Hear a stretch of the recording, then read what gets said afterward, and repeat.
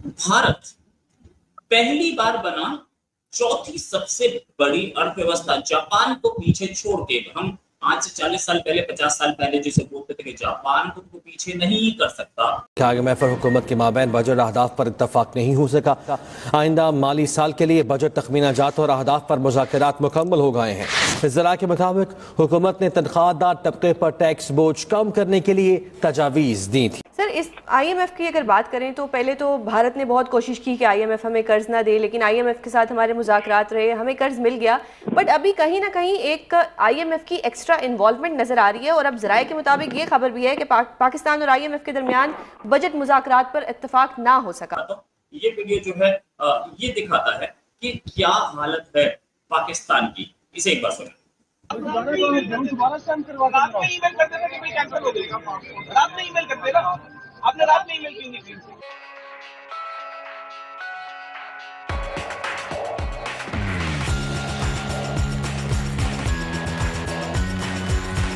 उस जापान को पीछे किया। अब हमसे आगे, इंडिया से आगे सिर्फ बचे हैं जर्मनी, सिर्फ बचे हैं चाइना और अमेरिका। ये जर्मनी अगले साल तक या उससे अगले साल तक पीछे हो जाना चाहिए, बहुत ज्यादा नहीं है। तो इंडिया, चाइना और अमेरिका 3 रह जाएंगे बस लिस्ट में। ये तीसरी चौथी सबसे बड़ी इकोनॉमी बनना कितना बड़ा अचीवमेंट है। और साथ मैम, मैं कह रहा हूँ मेरा $6000 का नुकसान है। आप $6000 का वाउचर बना के दे मुझे, मैं जाता हूँ अभी आपके साथ। बनाए आप अभी। अगर आपकी अथॉरिटी नहीं है $6000 का वाउचर बनाने की, जिसकी है उसको बुलाए, मुझे लिख के दे, मैं बाहर जाता हूँ। लिख के दे, मैं बाहर जाऊंगा। वो लिख के देगा तो मैं बाहर जाऊंगा। मेरे आगे होटल की बुकिंग हुई नहीं है, मेरे आगे रेंटल कार की बुकिंग हुई नहीं है। आप मुझे वाउचर बना के दे, मैं जाता हूँ अभी। मेरी 6 बजे की मीटिंग थी दुबई में, सुबह 5 बजे से इधर हम जलील हो रहे हैं। उसके बाद मेरी अगली फ्लाइट है एम्स्टर्डम की।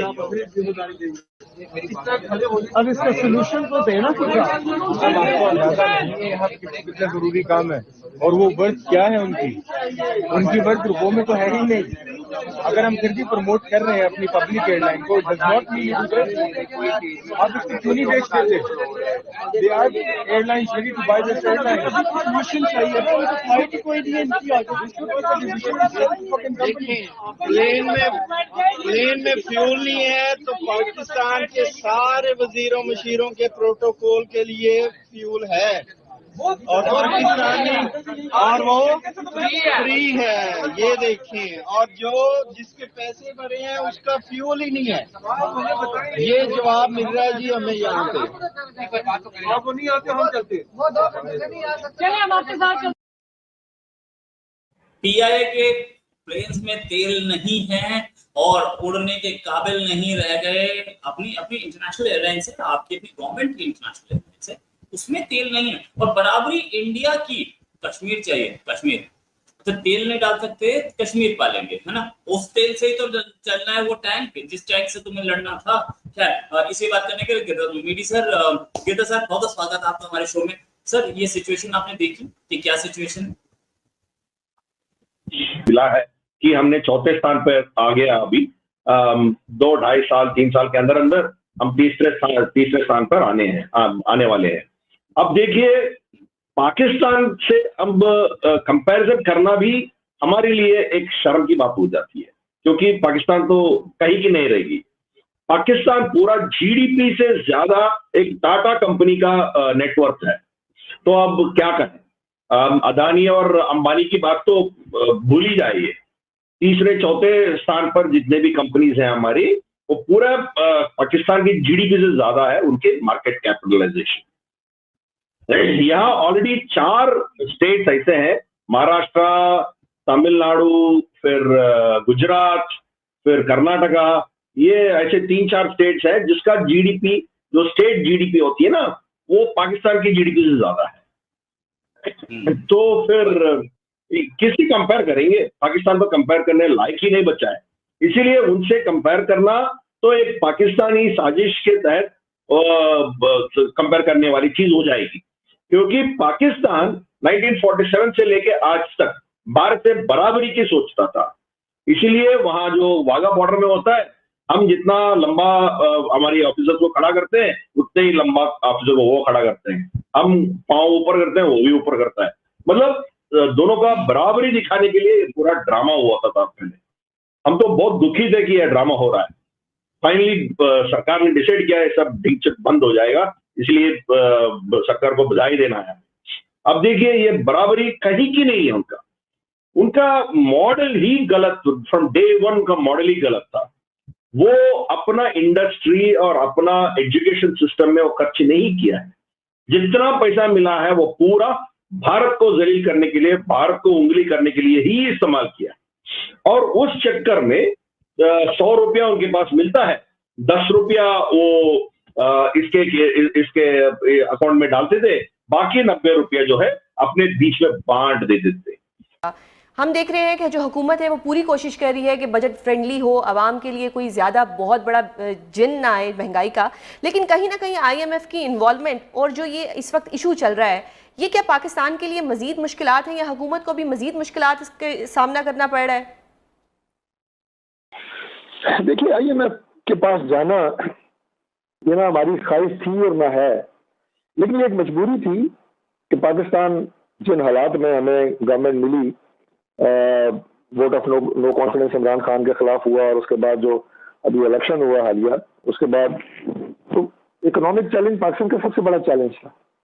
और हमारे जो पाकिस्तान के दुश्मन हैं, वो पाकिस्तान के अंदर हों या बाहर हों, वो तो ये अंदाजा लगा के बैठे थे और इस बातें कर रहे थे, तबसरे कर रहे थे कि पाकिस्तान कब जो है वो खुदा न खास्ता डिफॉल्ट होने जा रहा है। लेकिन अल्लाह का शुक्र है कि हमने उस चैलेंज को कबूल किया और पाकिस्तान आज जो है उन हालात से निकल चुका है।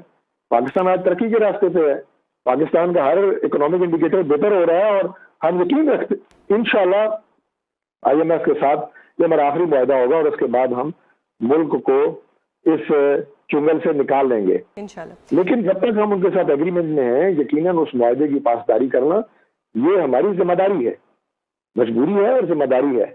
हैविंग सेड दैट, हमारी पूरी कोशिश है कि कम से कम बोझ अवाम पे डाला जाए।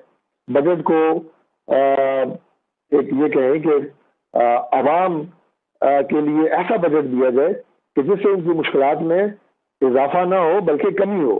तो हम इस सिलसिले में पूरी कोशिश कर रहे हैं। हमारे जो मुआशी माहिरीन हैं, हमारी जो वजारत है खजाना की और उसके साथ जो हमारे इकोनॉमिक एक्सपर्ट्स हैं, इंशाअल्लाह ताला ये मुआहदा भी रहेगा और पाकिस्तान की आवाम को मजीद किसी तकलीफ में भी नहीं डाला जाएगा। ये हमारी अटमोस्ट कोशिश है। दुरुस्त सर।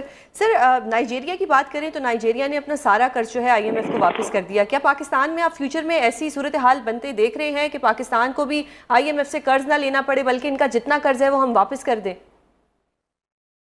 100% जी। पाकिस्तान को अल्लाह ताला ने इतने वसाइल दिए हैं कि अगर हम उनको एक्सप्लोर करें, मिल के मेहनत करें, इस मुल्क के लिए दिन रात काम करें, तो आप यकीन करें कि पाकिस्तान का जो कर्ज है, IMF का हो, वो वर्ल्ड बैंक का हो, वो किसी और इदारे का हो, वो सारा आसानी से वापस किया जा सकता है। खुलूस के साथ, मेहनत के साथ हम अपने जो जाती घर की लड़ाइयाँ हैं इन्हें कम करें, ख़त्म करें।